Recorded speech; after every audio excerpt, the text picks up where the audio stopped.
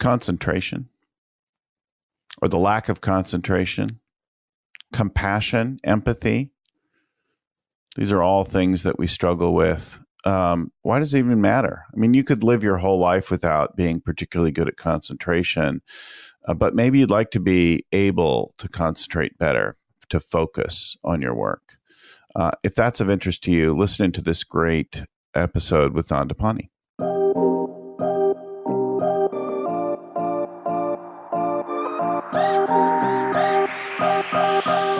Hello and welcome again to the Scaling Up Business Podcast.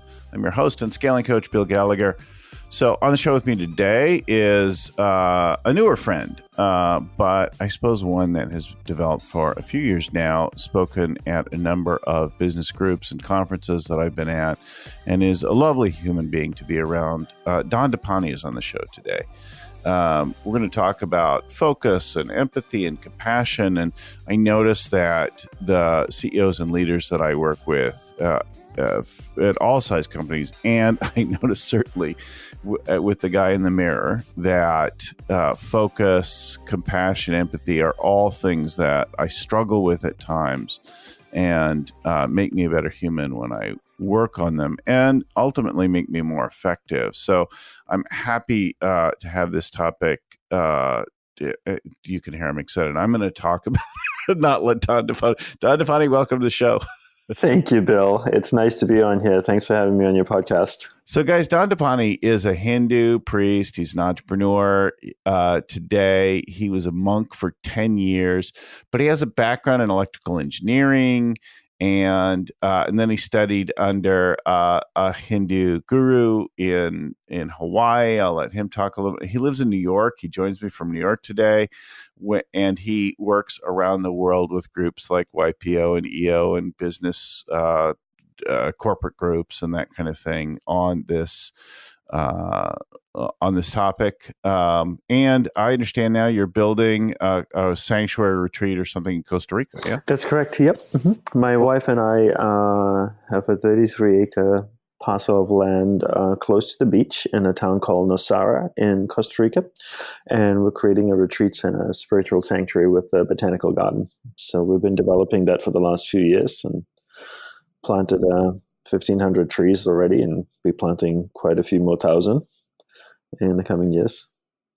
So one of my good old friends, a guy who I worked at a radio station with many years ago on the music side, went on to perform and record for years. And when he retired, they built a couple places in Costa Rica, and he's there now. And I think he'd be totally I should connect you guys after the show. So talk to us a little bit about your background, your life. It's not a normal, typical kind of thing. Electrical engineer, and then 10 years as a monk, and then this. And give us a little bit more of your life story. Yeah. So, I'm Sri Lankan of background, ancestry, and that's my DNA. I was born in Malaysia, and then my family migrated to Australia when I was a teenager. So I did a little bit of high school. Studied electrical engineering, and when I graduated from engineering school, I moved to Hawaii, to the island of Kauai, to be a monk. So I'd wanted to be a monk since I was about 4 or 5 years old. And, ever since then, it was really a quest to try and find a teacher that could train me. And it wasn't until I was about 21 or so till I met my guru. And, I just really took to him. I met so many teachers along the way, and my biggest challenges with the monks and gurus that I met along the way and spiritual teachers were, they were all inspiring, they were all motivating, charismatic, and, I'd listen to them speak, go home, tell myself I'm going to practice everything they said. I would for 4 or 5 days, and then all the inspiration, motivation would go away, and I'd just default back to who I was, and I could never sustain change, right? And that to me was the most difficult thing. It's like, I wanted to change so badly, wanted to grow, but I could never sustain it. Well, it wasn't until I actually met my guru that I met someone who shared with me really simple, practical tools that I could apply in every aspect of my life and then also showed me how to sustain change. And that to me was life-changing. And I think one of the big things also in spirituality, Bill, is that quite often, people are just talking in this woo, airy fairy kind of way, and it's not practical. You listen to it, it sounds great, it stimulates you mentally, and then you go like, what the hell do I do with this? And you can't apply it in your life. Well, there are a lot of things that we hear about, that we learn about, we read about, and then we do them for a few days and then they drop away. And then maybe we read something about how habits can change in 21 days. So we keep it up for 3 weeks and then we go back to the old way. Exactly. Well, everybody's looking for the quick fix, right? And I just realized in life that there are no quick fixes and everything just takes time. And what I learned, at least over the last few decades, is to just keep life really simple, be super clear what you want in life, simplify your life to surround your purpose, and then figure out what tools can I learn that can support me on this path towards living a life that's in alignment with my purpose. And I don't need 1,000 tools. I just need a few. I need to learn them, practice them, and master them. That's all I need to do. And I think so many people today are just on this learning binge. They're just going from one conference to another, and one seminar to another, and one workshop to another, and learning courses and everything, but never apply anything. And with my teacher, he was all about the application of it. So the time I spent with him in the monastery as a monk, so I left Australia when I knew I passed my last exam, because that was his requirement. And I jumped on a plane, flew to Kauai, island of Kauai, joined this traditional Hindu monastery, lived as a celibate Hindu monk for 10 years. Was your family supportive? Yeah, they never said go, but they also never said don't go. Right. So they were supportive, but I can only imagine it was very difficult for them, especially for my parents too, because I spoke to them twice a year on the phone, so it wasn't. So you imagine raising a child and then saying bye to your child, knowing that you may not ever see them again. Well, I have 2 kids who are young adults now. And I think about, there are many of those moments where they went off to do one thing or another, and you're like, oh, it's very hard. But especially if they do something that's a little less traditional. So I didn't know if that was part of the family DNA or... Nobody in the family or previous generations have ever been a monk, or even remotely, I think, contemplated being a monk, as far as I know. But... So yeah, I lived there for 10 years, and then my vows expired. I decided not to renew them. And so instead of going back to Australia where I grew up, I moved from Hawaii to the mainland US, traveled around for a little bit for a year, and then got to New York City, thought perfect place for an ex-monk. And so yeah, I've been living here for the last 9 years. I'm no longer a monk. I'm a Hindu priest. And just for some background for your listeners, in Hinduism, priests can get married and have a family and work at McDonald's, or be an entrepreneur, make tons of money, don't make any money at all. So it's very different, for example, than in the Catholic faith, where priests and monks are very similar, where they, priests and monks lead celibate lives. They live in cloisters with each other or by themselves. In Hinduism, priests and monks are very different. So priests kind of fall under the household category. So I'm an entrepreneur, like you introduced me to. I have my own business. I work as an advisor for entrepreneurs around personal development, around understanding the mind, developing focus. I work with a couple of athletes as well. Does being a priest mean some particular practice? Does it mean you lead a congregation or something like that, or hold an office in an organization of a religious practice? Well, being a priest in Hinduism means that you've been trained to do some of the very basic rituals within a temple. So, for example, Muslims go to mosques and Christians go to a church. In Hinduism, we go to a temple. Hindus go to a temple. And so I can conduct a ceremony in a temple. I've been trained to do that. I have done that. So that qualifies me as a priest. That said, I do not need to belong to a temple. I do not need to have a congregation.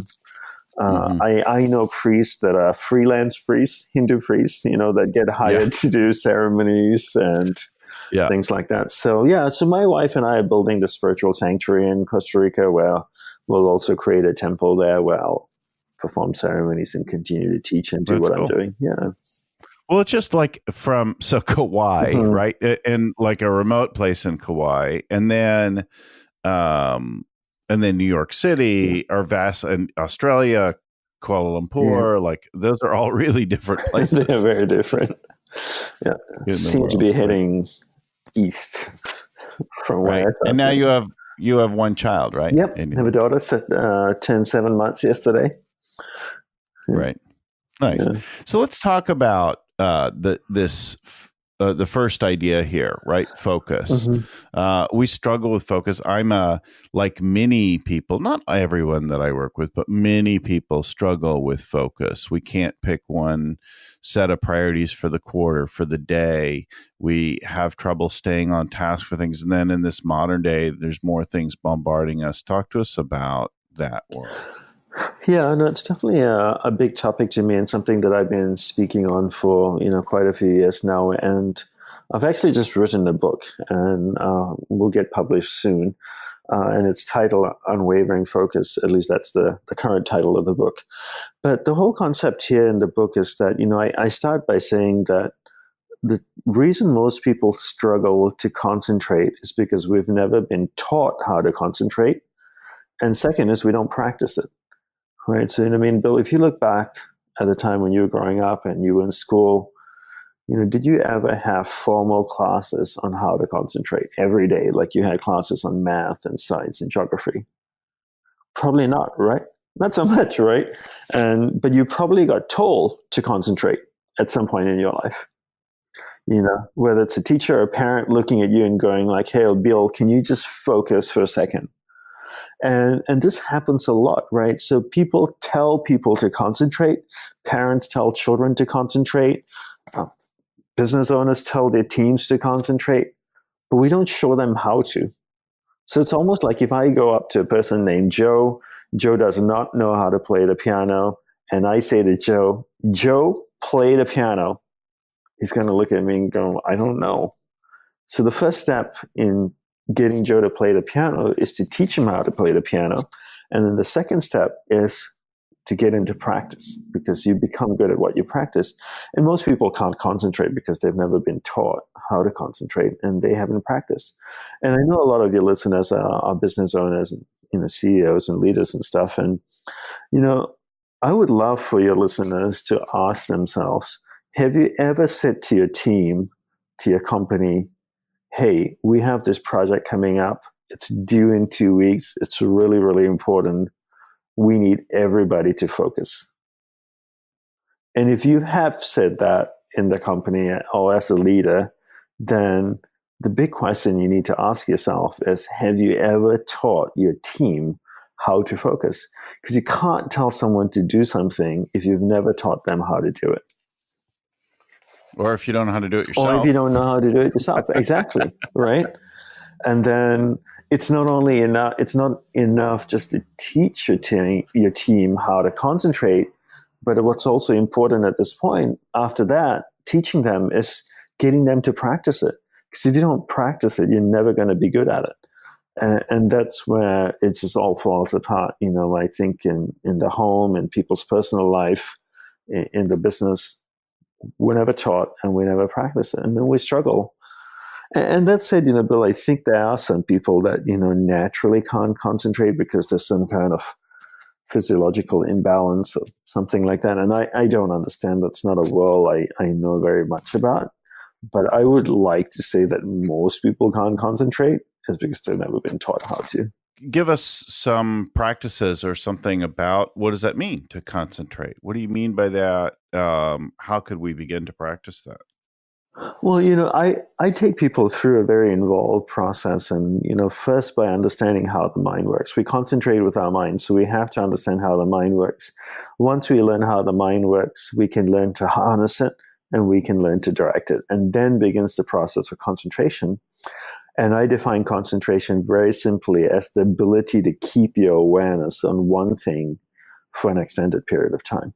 So if I can keep my awareness on you while I'm having a conversation with you and not be distracted doing something else and, looking on my phone or walking around, and I can just give you my undivided attention, keep my awareness on you, I am concentrating, right?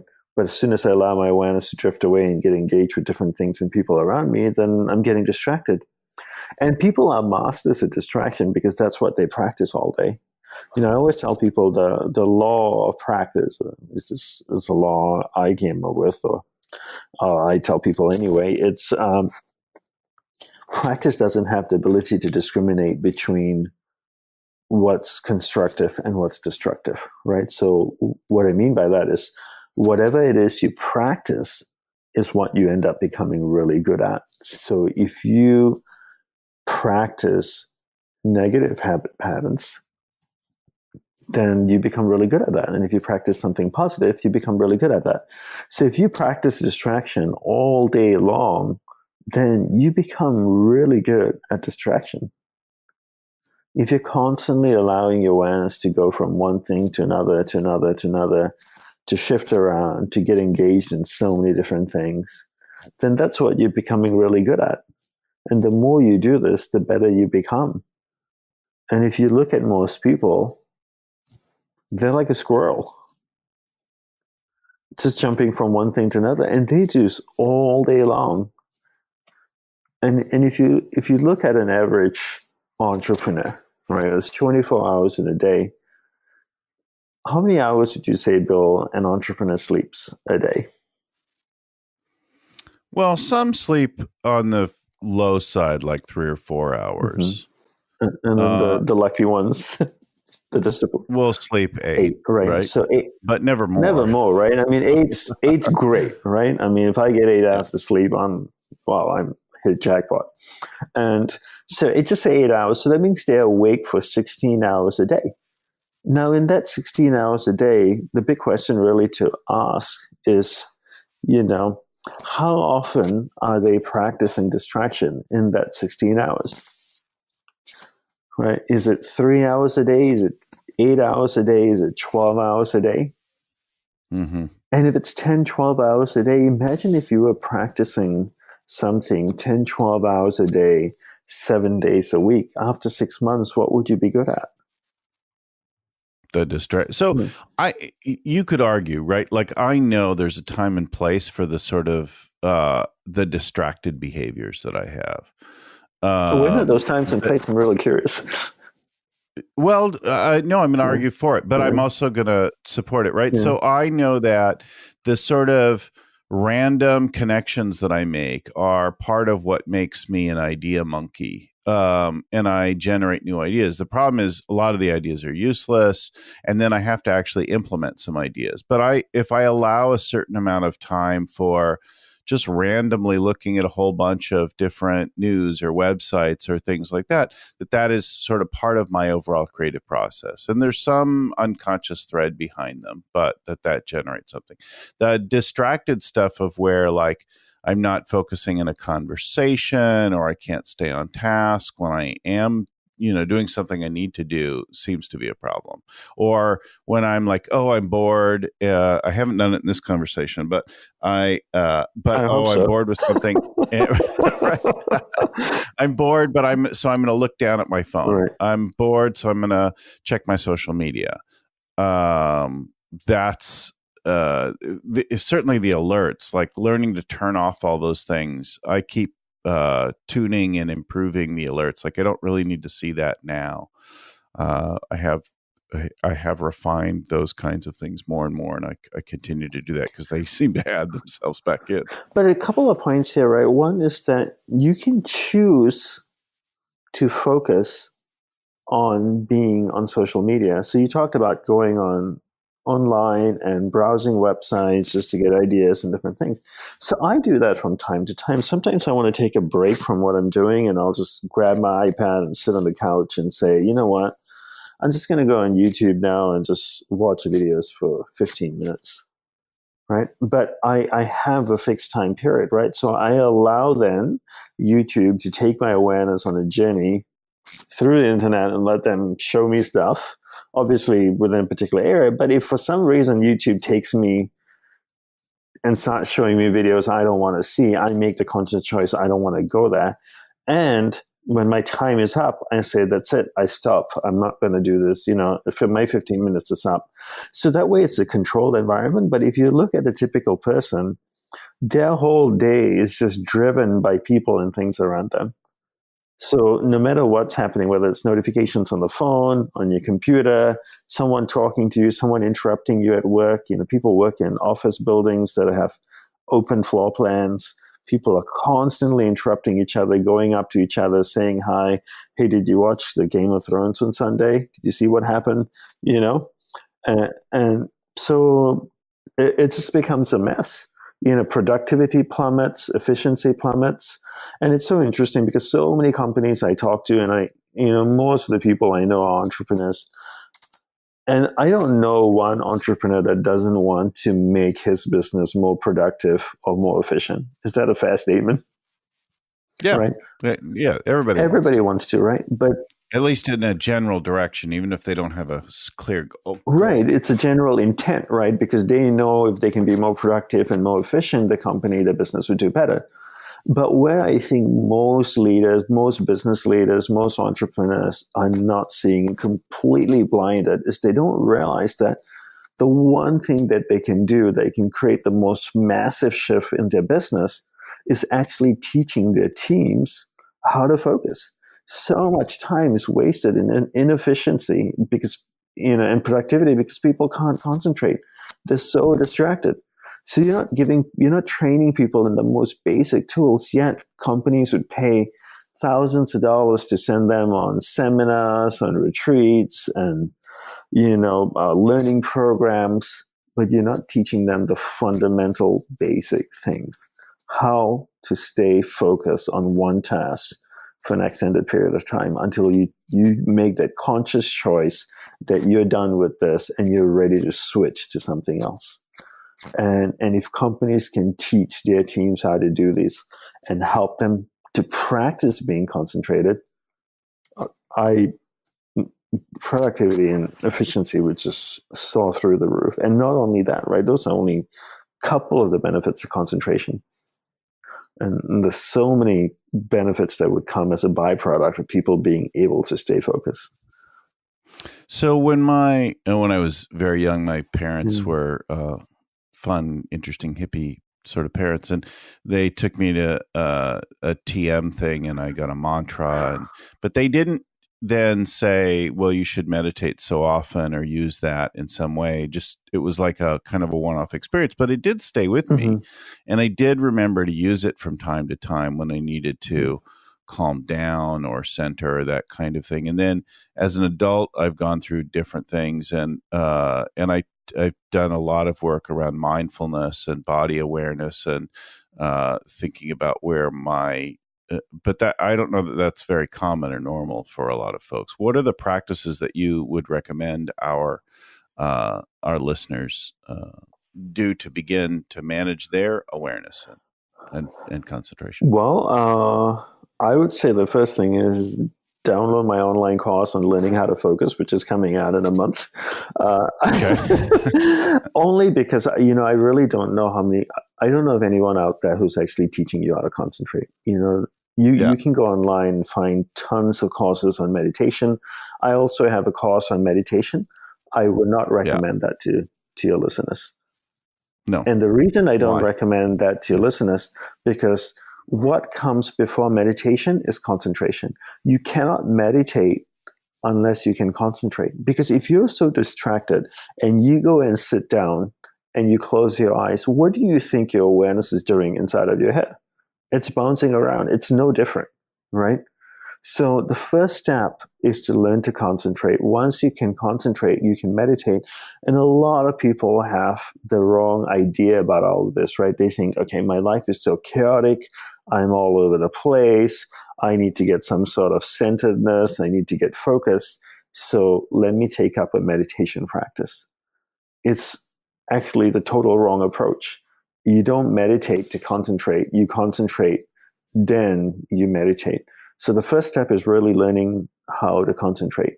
And unless you go, and don't expect a quick fix, right? Because Bill, if you take an entrepreneur that, for example, is 45 years old right now, and who's never been taught how to concentrate, what do you think the patterns within his subconscious mind are?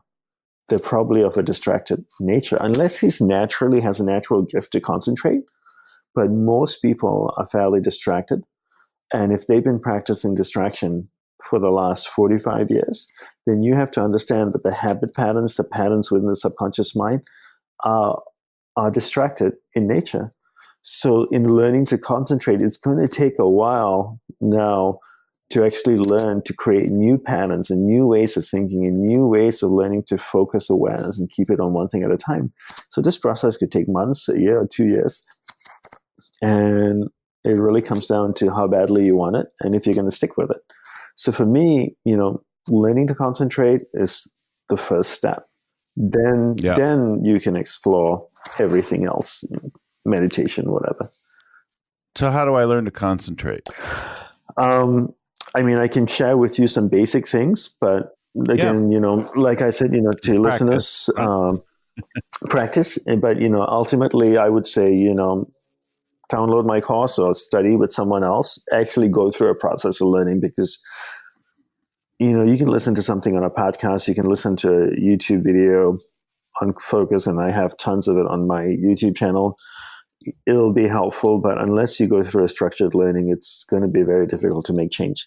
Ultimately, to give you a very, very short version of learning to concentrate, one needs to learn to practice doing one thing at a time, right? So with everything that you do throughout the day, give it your undivided attention. So if you're speaking with someone, give that person your undivided attention. If your awareness drifts away, bring it back. If you're working on the computer, then just work on the computer. If you're on Instagram, then give Instagram your undivided attention, right? Don't get distracted by Facebook or Twitter or by someone walking around your house.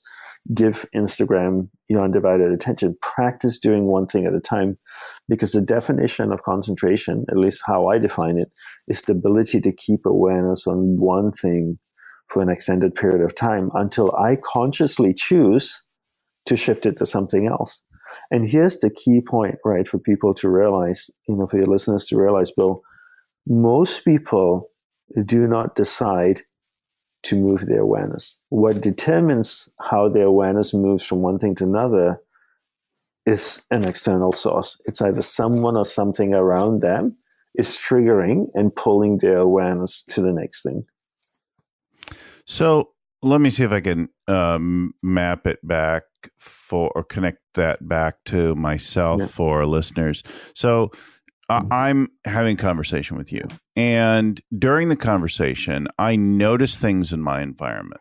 Something moves outside my window. My awareness is drawn. I see something on the desk. My awareness is drawn. I notice that I have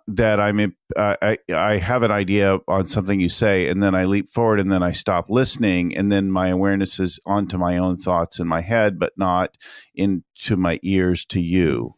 And so each time I notice these different things, I notice myself having that, but I don't have oh, Bill, you're screwing up. You're such a loser. Like, I don't have a whole long conversation like that in my head about I'm glad that inability to focus. Right. Well, but a lot of people do, I think. And I suppose there was a time when I had more of that.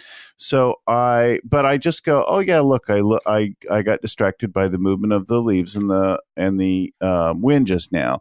And then I'll go and then I'll say, okay, go back to Dandapani. Listen to his voice, the sounds, even in the room, the background that's coming through my headphones.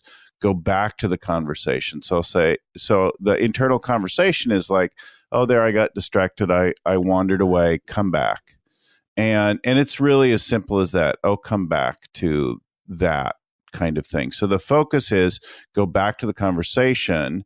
And it's more of like an awareness that my awareness shifted, awareness of the self-awareness, and then I'm like, okay, come back. Yeah. And like that. And it goes on like that. I mean, continuously. But can I ask you, how old are you, Bill? 54. If you're 54 years old and you've never been trained how to concentrate, so imagine the work you would have to do now, right? It's not impossible. I truly believe Anybody can learn to concentrate at any age. So if you're listening to this podcast and you're 75 years old and you've never been taught how to concentrate and you feel you're a distracted person and you want to learn how to concentrate, I totally believe you can, right? But the biggest thing to understand is that if you've never been taught how to concentrate and you've been practicing distraction, then you have those patterns, like I said, in your subconscious mind. And I think that's when, if someone sincerely wants to learn how to concentrate, another quality or qualities they should cultivate in their life is empathy and compassion, right? Because if you don't have empathy and compassion, like you just said to me a minute or two ago, you're going to start beating up yourself about it. And there are people, and you say you don't, but there are people that do that, right? They're talking to someone, the awareness drifts away, and then they bring their awareness back again, and then it drifts away again, and they go like, oh my God, I can't, I just can't seem to stay concentrated. I'm terrible. I'm really bad at this. And then starts that negative self-talk. So you have to take a bigger perspective. It's like if I want to play the piano, I'm 45 years old and I've never learned how to play the piano. So if I sit at the piano now and try to play the piano and I don't do so well and I struggle and I mess up, I shouldn't beat myself over it. I have to realize that I've never been taught how to play the piano. It's going to take time. And during that time, I'm going to stumble, I'm going to fall, I'm going to fail, and it's okay. So having empathy for oneself and having compassion for oneself is so crucial, because if we don't, we're never going to grow. Because we're just going to keep beating ourselves up. And then how are we going to grow if we keep beating ourselves down? Well, and the first level, so I think people probably fall into two different camps. My is kind of an arrogant set point, and when things aren't going well, it's honest. I'm honest. Is like I'm like, what's wrong with these people? My first thing is not what's wrong with me. What am I doing wrong? It's like, what's wrong with everyone else? So that's the arrogance of my first thing. But I think that there was.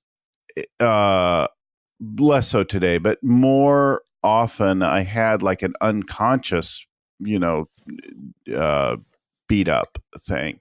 And there were things that I spent a lot of time working on the guy in the mirror until I could really just look at myself, be with myself in the mirror for an extended period of time with nothing that I couldn't forgive myself for, right? Nothing that I couldn't love. And that took a number of years of work to get to that point. And I still do I'll still look like a mirror meditation and say, okay, is there anything I can't be with this guy? I feel like one of the first things to do on the path of personal unfoldment is self-acceptance. You have to accept yourself for who you are, and all of you, right? And I think the big thing here also, it's really important, is that self-acceptance, accepting you for who you are, doesn't mean you're condoning the negative parts of you. It's just acknowledging that all these things exist right now within you. You're a work in progress, and it's going to take a little time. Right? Until I die. Until you die, probably, and reincarnate again, if you believe in reincarnation, Yeah. But that, I think it's so important, because if you don't own, and if you can't really own all of you and see all of you like you do in the mirror, and I spent years and decades looking at myself, and I have no problem owning all the good parts in me, and I have no problem owning all the crap in me. And I got tons of crap in me, but that doesn't mean I'm okay with it, right? I understand that doesn't mean I approve it, so to speak, right? I'm okay that this is where I am right now. I know I'm working to change some of those negative things inside of me. Some of those I can change in a day. Some might take a few months, and others might take years or even decades to reshape.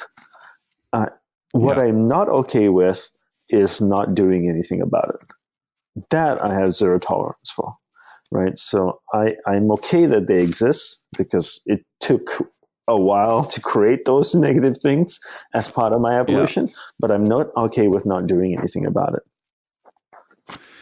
I used to read about people doing supernatural things and the one that really stands out is like levitation. Mhm. And I Every morning. and right, levitate everybody, right?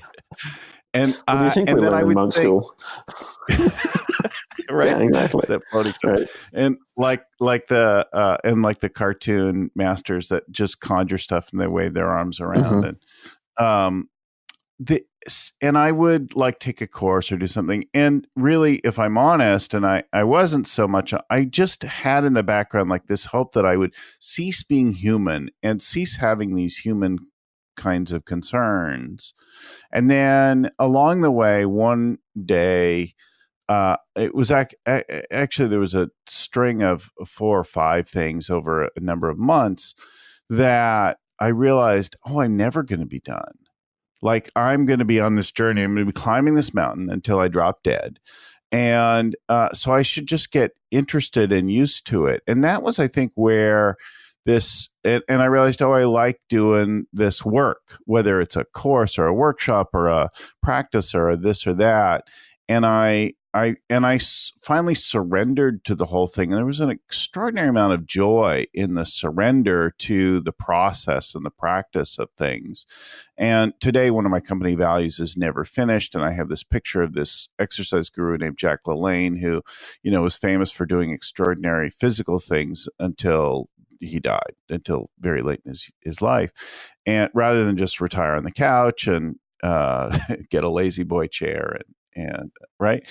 But that just inspires me to be that sort of human being that's always at work on something. And that in turn gave me a lot of compassion for myself, but then led the opening for me to become a coach. And in the process of doing that, I started and changed the way I was a CEO, because I became a coach as I was a CEO. And then I started to look around and go, oh, I see the struggle going on with this person. So now when I'm talking to somebody who's in the middle of a crisis or struggling with something, I'm listening to the situation and the words they say and their emotional experience, but I'm also thinking about what aren't they saying? What's going on over there underneath everything else? What is this person deeply committed to? What do they value? And those are the moments when I'm listening that I suddenly will see something unspoken. And if I name it, sometimes I'm wrong, but not too often. And then I name it, and then like a whole flood of things opens up with that person, right? They have permission for their humanity. And that's a kind of a profound level of empathy and compassion for the person I'm speaking to, but that started with me. Yeah. But I would also say that your ability to see that comes from being concentrated, right? So one thing I say to people, and one thing I say in my book, one of the benefits of concentration is that prolonged states of concentration leads to observation. So prolonged states of concentration leads to observation. So if you're in a conversation with someone and you're staying focused on them and truly listening and being concentrated, you start to be observant, and and that observation allows you to see so many things in this person, like you're saying, and then you choosing the right time to share some of that, then allows that experience that you described to happen, and giving the person to feel safe and secure with you, to share more with you. But, yeah, it made me a lot more effective as a manager and led to my being able to coach people of a wide range. Like it used to be for me, I think for many of us, that there was like certain kinds of people I was good with and many kinds of people I just couldn't deal with, right? And now there isn't that. There are definitely people that take more energy and effort than other people. right, yeah. But there's nobody that's off limits. Yeah. Nobody that's You out make of a good bounds. priest. Should have like a Bill confession booth. Yeah. It's funny how like a balance of that, like, I mean, we can teach all kinds of things about how to run your meeting and creating dashboards and metrics and how to set goals. But through all of that are these wacky, irrational operators, the human beings. Right. In the systems, in the chairs, at the desks. And if you go back to the very basic fundamental need of a meeting, you've got everybody physically present, right? You physically force them to come in a room, to sit around a table, to gather, to have a conversation. What's the next need? The next need is to have them be present, right? Mentally. Mm-hmm. How can they be present mentally? They can only do that when they can learn to be concentrated, when they can learn to concentrate, when they can learn to keep their awareness in the room on the topic of conversation. So Joe's in the room and Susie's talking. Joe gives Susie his undivided attention, and everybody else in the room gives Susie their undivided attention.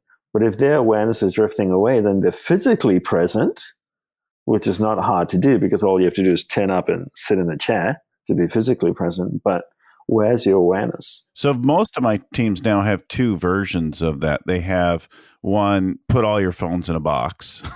Like you can't have anything at all. And then others who have note taking or things like that will say, okay, you could have your device, a computer or whatever it is, but you cannot do anything except take a note on it. And then, people are self-policing and with each other. So they'll put things into silent, do not disturb or whatever, and they'll start to do that. All this is great, right, Bill? And these are all what I call patches or little simple solutions. But with the point I'm trying to make, ultimately, we're not solving the problem, right? We're not of the attention, exactly. Of the concentration. Yeah, because we're not teaching them how to concentrate. We're saying like, hey, put your cell phones in this box, turn off the notifications, shut down all the other apps on your computer, just leave the note-taking app open on your computer, right? So you're doing all these patches, but not you, but a person is doing all these patches, but they're not solving the problem. What is the problem? That person there has never been taught how to concentrate. Because then you can teach a person how to concentrate and you can leave everything turned on and they won't get distracted.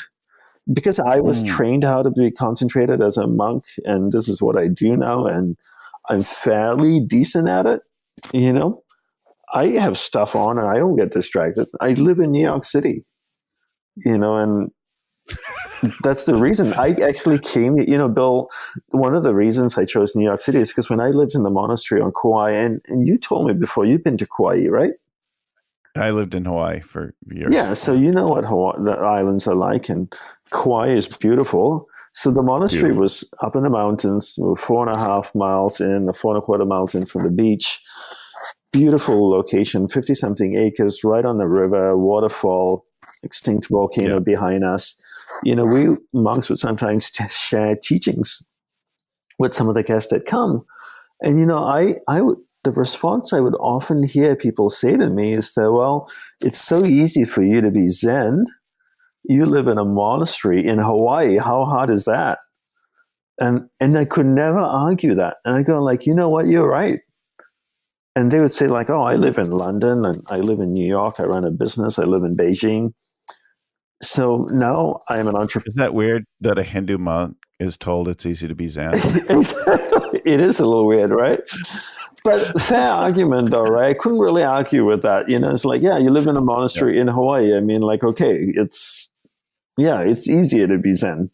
But now I have my own business. I travel around the world. I run my business. I live in New York City.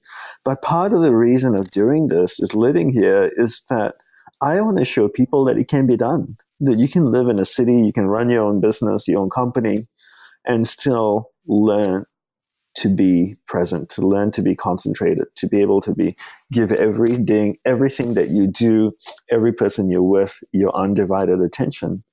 And the benefits from that is endless, right? So, I think that for the entrepreneurs that are listening, Bill, on your podcast here, and the leaders, all these things like, putting the cell phones in the box, turning on notifications, all those are great. And I'm not dissing that. Great practices. But I hope you realize at the end of the day, those are just little patches. What you really want to do is train the person on how to concentrate, because then you're curing the disease. You're not just popping a pill. Does that make sense? It does make sense. And I think, what I'm left with that I would hope folks do is just begin to notice how much you're not able to concentrate and all the things that get in the way of your concentration and where you aren't managing that. It would seem that awareness of the present situation would be a beginning of something. It is. And I think the biggest thing also, Bill, just taking everything one step further back is like, why should we learn to concentrate? It was really interesting, actually. I spoke at an event. I actually gave a workshop in Moscow, in Russia, a few years back, and it was so funny because all gathered there, and everybody was in the room. I gave a little introduction about who I am, and I said, "Any questions before I start diving into the topics?" And this Russian guy looks at me and goes, "Why do we need to live a concentrated life? Why can't I be distracted? Is that wrong? Why can't I live a distracted life? Why do I need to be concentrated?" Mm-hmm. And I said to him, it's absolutely fine to live a distracted life. I'm not saying that you can't live that. I just said to him, this workshop is learning about, for those who want to learn how to concentrate. So I'm sorry that you came to the wrong workshop, but it's totally fine. Totally fine. If you want to live a distracted life, but if you don't want to live a distracted life and you want to learn to concentrate, then you should make an effort. But I think the point I want to make here is that why should we learn to concentrate, right? What's the impetus? And I think for me, there are two impetuses to learn to live a concentrated life. One is that we have one life and life is finite. I don't believe life is short. I believe it's finite. There's a clear, definitive end at some point, right? You were sharing with me a little earlier that sometimes you're on a podcast, it's boring and you get distracted and you're probably thinking to yourself, shit, I got another half an hour to go, right? So that half an hour is really long for you at that point. So life is not short. If that half an hour is long, then half an hour is long, right? So I don't believe life is short, but I do believe life is finite. There's a clear, definitive end to it. So for me, get clear what your purpose in life is, and then live a life that's focused on living a life that is in alignment with your purpose, right? Because at the end of your life, how are you going to look back on your life and what are you going to say? And for me, I want to be able to look back on my deathbed, to be able to look back on my life and go, that was freaking spectacular. And the only way I can say that is, one, I'm super clear what my purpose in life is, what my priorities are, and then I need to be able to cultivate this unwavering focus so that I can stay focused on those priorities in my life. The second impetus for leading a focused life is that I want to assume that most people want to be happy. I think very few people wake up in the morning, Bill, and say, I want to be miserable today. Right? Most people want to be happy. And I always tell people, don't pursue happiness.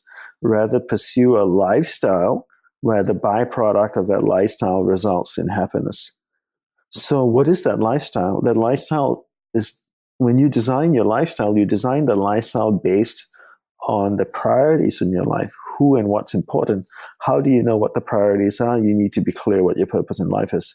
Your purpose defines your priorities. Your priorities gives you an object to focus on. Once you can focus on your priorities in your life, the people and things that are important in your life, the byproduct of that is you feel happy.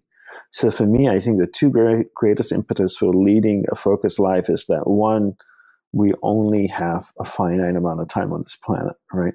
So become super clear who and what's important and then focus on that. And second is we want to be happy.